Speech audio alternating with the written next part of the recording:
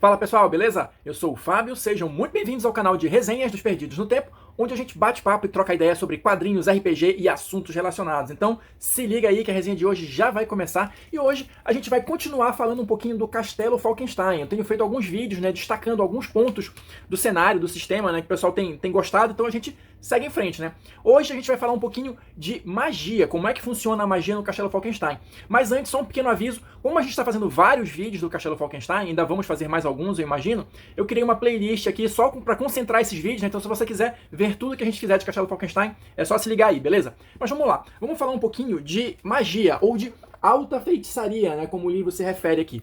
Como é que funciona a magia no Castelo Falkenstein? Eu vou tentar resumir aqui alguns conceitos que são importantes para a gente entender como é que funciona o teste padrão, E se você viu o nosso vídeo passado falando das regras básicas, aquilo ali vai ser muito importante para a gente servir de premissa, para como funciona o sistema de magia. Mas olha só, a magia no Castelo Falkenstein, ela trabalha com aquela ideia de cordas, De que a magia é um tipo de energia que está espalhado por tudo que é lugar. E o mago, na verdade, ele vai separar os fios, as cordas de energia mágica e entrelaçar aquilo, amarrar, desamarrar, enfim, use a metáfora que vocês quiserem, para fazer com que os efeitos mágicos aconteçam, Então, é basicamente assim que funciona, filosoficamente, vamos dizer assim, a magia no Castelo Falkenstein, E o que seria um magista, um mago, um usuário de magia, de alta feitiçaria? Seria alguém que tem obrigatoriamente uma vinculação a uma ordem mágica e por conta disso ele vai ter acesso aos livros e às doutrinas que vão ensinar quais são os poderes, quais são os feitiços que ele tem à disposição ali, e esses livros e essas doutrinas, elas são algo mantido em sigilo pelas ordens. A gente vai falar um pouquinho disso mais na frente no vídeo, mas assim, cada ordem tem os seus livros específicos, tem os seus feitiços específicos, e não é muito comum, como a gente vê em outros cenários, alguém ter acesso a uma gama ilimitada de feitiços. Não, você vai ter acesso apenas àquilo que a sua ordem possui em termos de segredos, beleza? E além disso, claro, para você ser um magista, você precisa ter uma habilidade chamada feitiçaria, A gente mostrou aqui já um pouquinho sobre isso, deixa eu só localizar ela aqui, olha só. Você precisa obrigatoriamente ter esta habilidade, feitiçaria. E, no mínimo, num nível bom, num conceito bom. A gente falou um pouquinho sobre isso no vídeo passado, os conceitos, a graduação disso. Então, para que você seja um personagem magista, você tem que ter feitiçaria, pelo menos num nível bom, beleza? Fora isso, como é que funciona aí a feitiçaria na era vitoriana, na era steampunk? Aqui, também o Castelo Falkenstein tem um diferencial em relação a outros jogos. Aqui, a magia, ela leva tempo, ela requer paciência e muito esforço por parte do mago.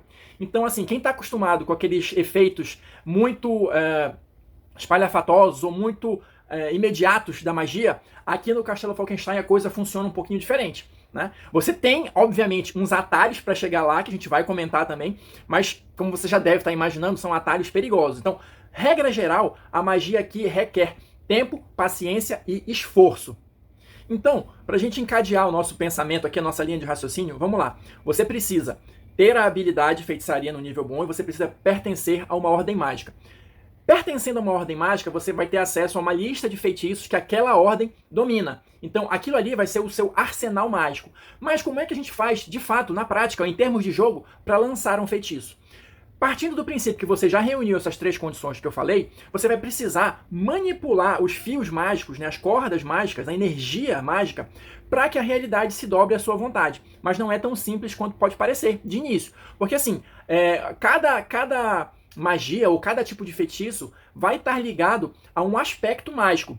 De novo, só fazendo uma referência ao vídeo anterior, que eu expliquei que dependendo do tipo de feito, de ação que o seu personagem vai fazer, você tem um naipe que está associado a ações emocionais, ações físicas, sociais. Aqui, na magia, funciona bem parecido.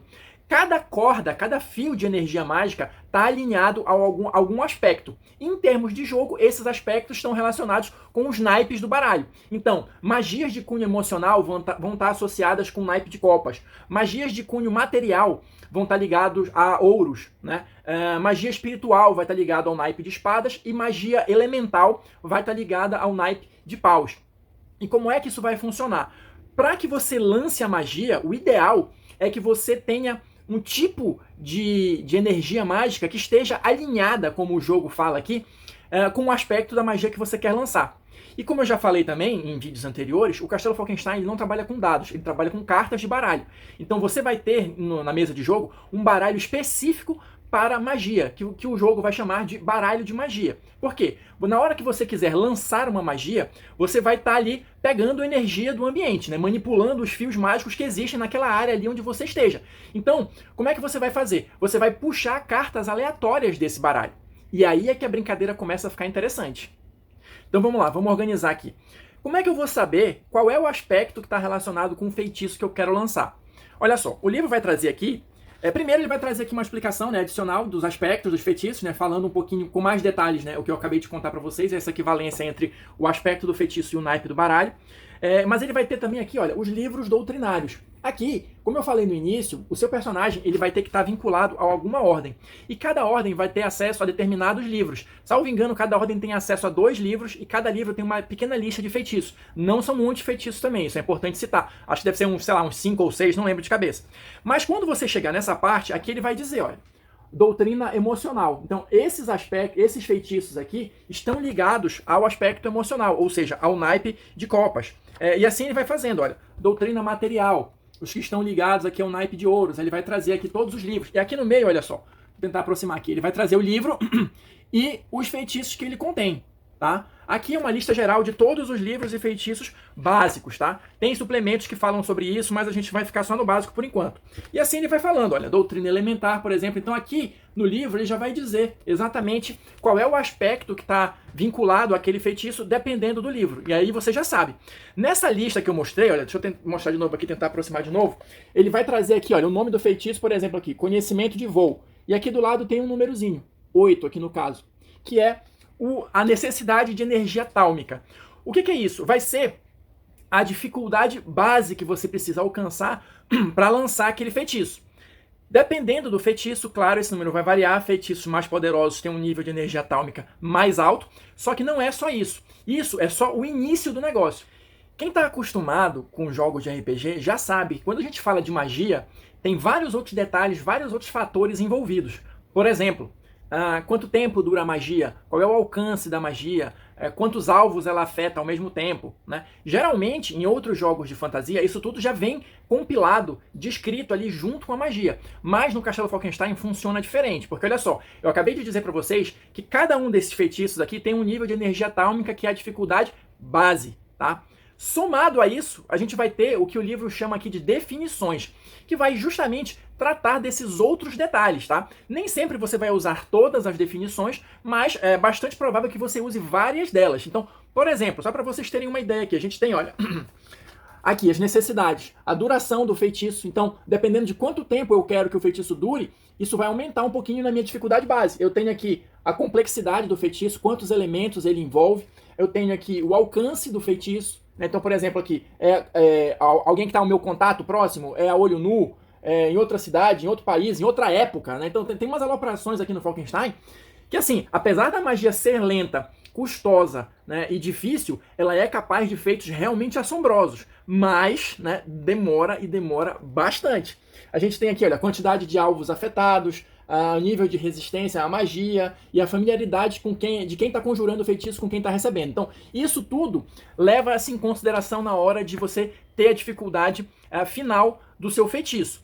E assim, isso aqui vai afetar diretamente a parte prática do jogo, obviamente, porque olha só, você precisa, para conseguir conjurar o feitiço, para que ele seja bem sucedido, você precisa igualar ou superar esse nível de dificuldade. Então a gente vai ter aqui o nível de dificuldade básica.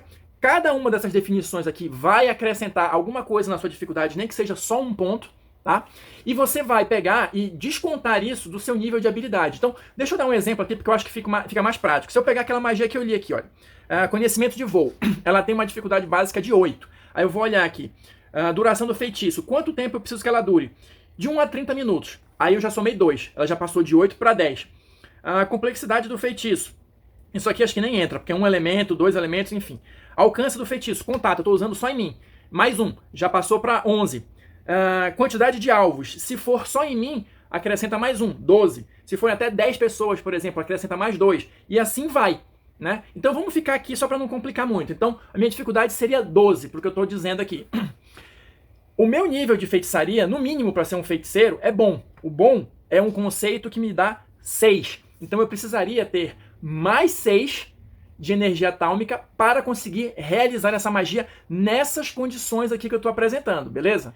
Mas nada é assim tão simples quanto parece, porque agora finalmente chegamos na parte prática. Então, no exemplo que eu dei aqui, eu já estabeleci que a minha necessidade de energia atômica é 12. Como meu nível de feitiçaria é bom, eu já começo com 6. Então eu precisaria só conseguir mais 6. Aí eu vou pro baralho de magia, que está lá separado, baralho normal, com os 2 coringas embaralhado lá para a mesa, para uso específico de personagens que forem usuários de magia. Porque esse baralho vai representar, primeiro, que a quantidade de energia que eu tenho à disposição ali é finita, tá? Ela não é inesgotável. E aí eu vou começar a puxar as cartas. Cada carta que eu puxo vai simbolizar, em termos de jogo, 2 minutos.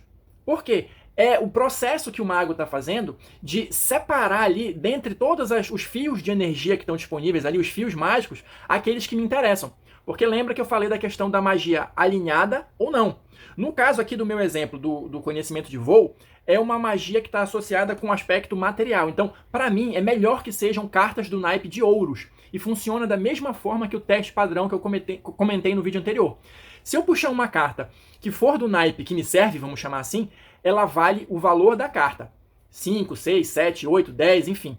Se for de um naipe diferente, ela vai valer um ponto só. E vai contar, para efeito de magia, como energia não alinhada.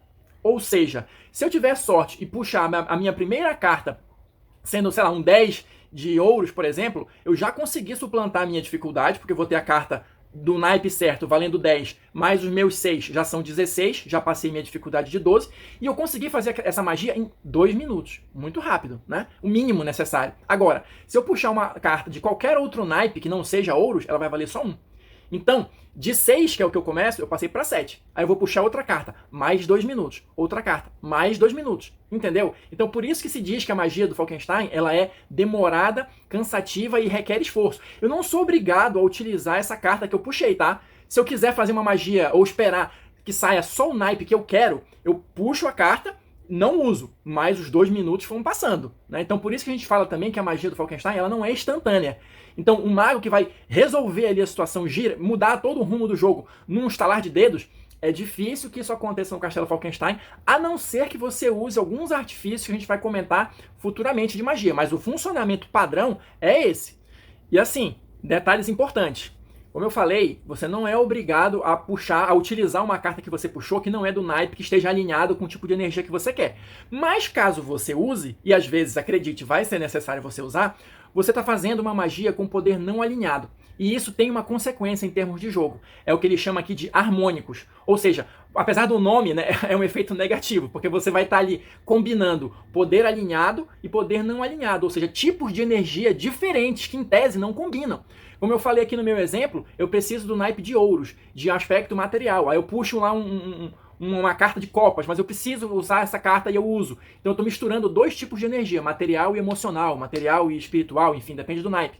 Se eu faço um feitiço misturando esses 2 tipos de energia, vai gerar o efeito que ele chama aqui de harmônico. Ou seja, o que seria isso? É algum efeito inesperado, que pode ser perigoso, pode ser até fatal ou meramente estranho. Para eu determinar que tipo de efeito isso vai ser, vai depender do naipe da carta de poder não alinhado de maior valor que eu tiver utilizado. Então o livro ele vai trazer aqui, né, vários exemplos. O que acontece, né? Tá aqui, ele tem uma parte explicando só essa parte dos harmônicos aqui, esses detalhes dos harmônicos, dizendo se for uma carta alinhada com aspecto elemental, exemplos do que pode dar errado no seu feitiço. Se for uma carta alinhada ao aspecto emocional, de repente tem um surto de loucura, enfim. O livro vai trazer aqui alguns exemplos para você ter uma ideia geral, algumas sugestões, né, do que pode dar errado dependendo do tipo de poder não alinhado que você use para concluir um feitiço. Ainda tem mais um detalhe técnico aqui. Eu falei que é um baralho de magia, um baralho normal ali, inclusive com os coringas.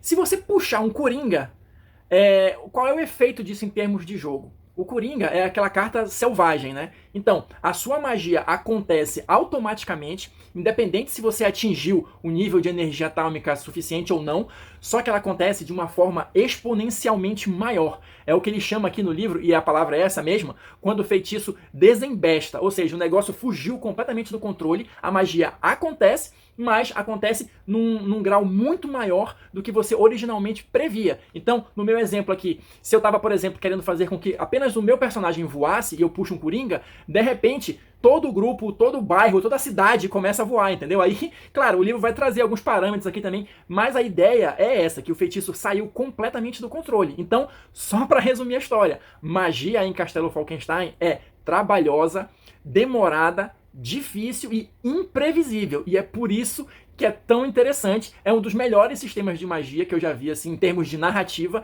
porque você pode criar inadvertidamente uma série de situações que com certeza vão adicionar coisas interessantes para o seu jogo, boas ou ruins, né?